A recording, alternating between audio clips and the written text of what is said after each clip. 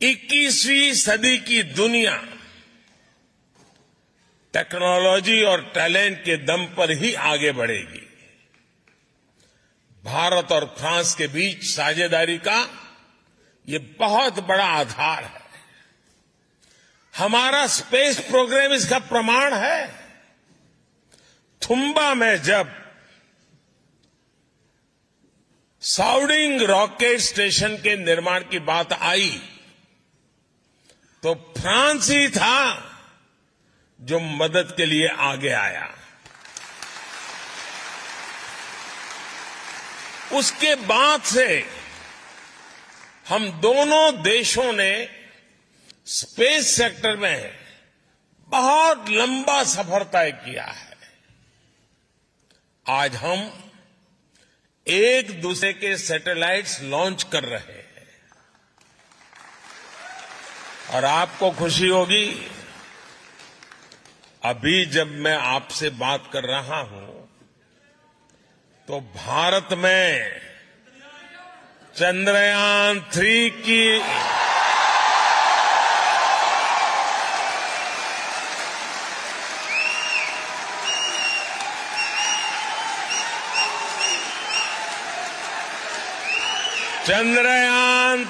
की लॉन्चिंग के लिए रिवर्स काउंटिंग की गूंज सुनाई दे रही है।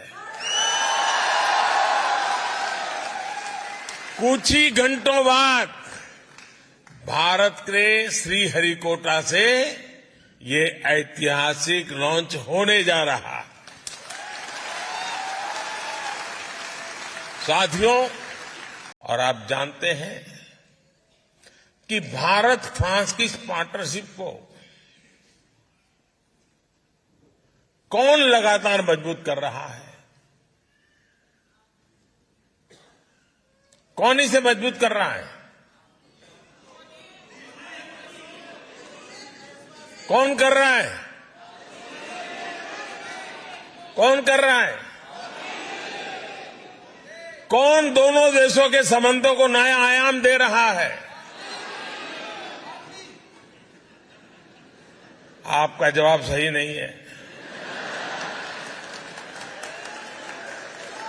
ये मोदी नहीं कर रहा है।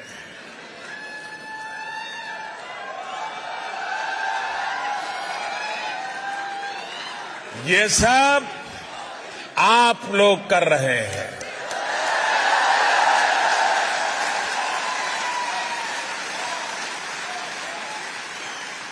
हमारा पीपल टू पीपल कनेक्ट दोनों देशों को लोगों के बीच आपसी विश्वास इस साझेदारी का सबसे मजबूत आधार है। यहां नमस्ते फ्रांस फेस्टिवल होता है तो भारत में लोग बॉन्सो इंडिया का आनंद उठाते हैं। हम दोनों देशों की हेरिटेज हो या हिस्ट्री, आर्ट हो या एस्थेटिक्स, क्राफ्ट हो या क्रिएटिविटी, कुजीन हो या कल्चर, फैशन हो या फिल्म, ये सब हमें जोड़ते हैं। ये सब हमें साथ लाते हैं। फ्रांस के फुटबॉलर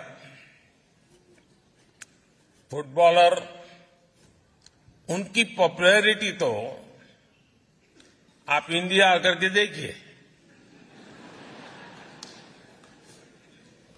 किलियन मापे के जितने फ्रेंड्स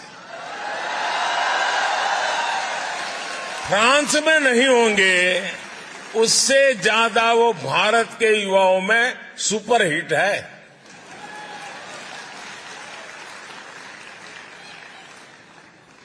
साथियों, मेरा खुद का व्यक्तिगत रूप से फ्रांस के प्रति लगाव बहुत पुराना रहा है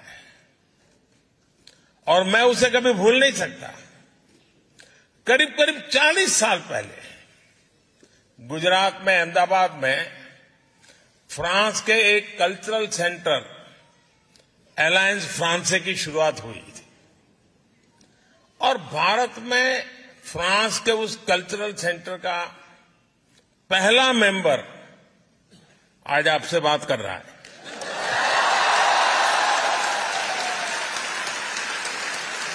से चली आ रही समस्याओं उनका स्थायी समाधान कर रहा है।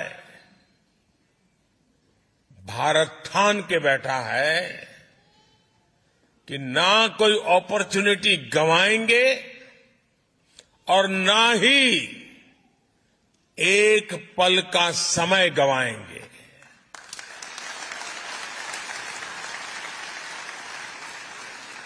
हम पूरी ताकत से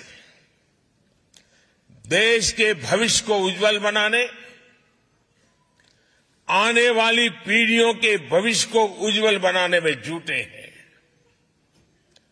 और मेरे साथियों, मैं आपको कहना चाहता हूं, मेरी तरफ से कहना चाहता हूं, मैं भी संकल्प लेकर के निकला हूं।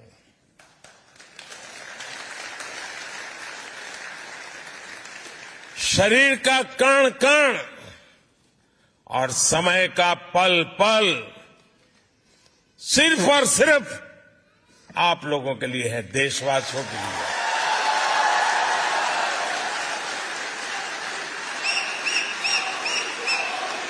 और दूसरे डिजिटल प्लेटफॉर्म्स ये देश में बहुत बड़ा सोशल ट्रांसफॉर्मेशन लाए हैं और मुझे खुशी है कि भारत फ्रांस इस दिशा में भी मिलकर काम कर रहे थे। फ्रांस में भारत के यूपीआई के उपयोग को लेकर भी समझौता हो गया है।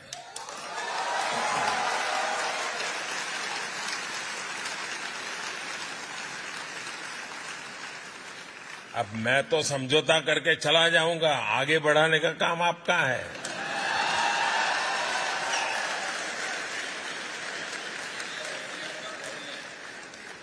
साथियों, आने वाले दिनों में इसकी शुरुआत आईफेल टावर से की जाएगी।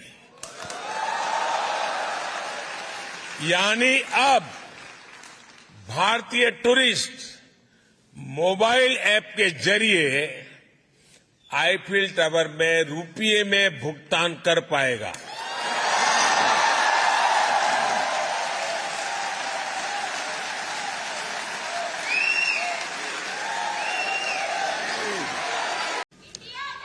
आपको अब भारत में निवेश के लिए भी पूरे उत्साह से आगे आना होगा। भारत अब अगले 25 वर्षों में विकसित होने के लक्ष्य पर काम कर रहा है। इसमें आपकी भूमिका भी बड़ी है। आप जिस भी सेक्टर में काम कर रहे हैं उससे जुड़ी संभावनाओं को जरूर भारत में एक्सप्लोर करें। आज हर इंटरनेशनल एजेंसी कह रही है कि भारत आगे बढ़ रहा है, भारत ब्राइट स्पॉट है। भारत में इन्वेस्टमेंट की अभूतपूर्व अपॉर्चुनिटी बन रही है। आप भारत में इन्वेस्ट करिए।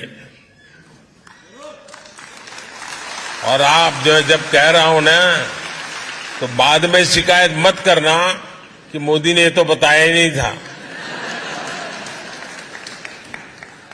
अभी अवसर है और मैंने तो लाल किले से कहा था, यही समय है, सही समय है।